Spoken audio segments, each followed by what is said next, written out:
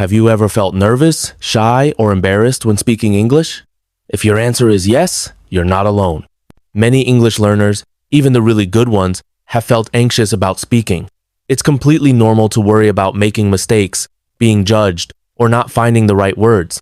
But here's the truth. People don't become fluent because they never made mistakes. They become fluent because they made thousands of them. Think about learning to ride a bicycle. You wobble, fall, maybe even cry a little at first, but you keep going, and one day you're riding freely without even thinking about it. Learning English is just like that. Every time you make a mistake, you're one step closer to confidence.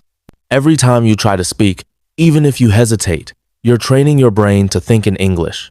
So next time you feel shy or afraid to speak, take a deep breath, smile, and say what you want to say. Don't wait until you're perfect to speak. Speak to become better. Just remind yourself, I might make mistakes, but I'm learning, and that's brave.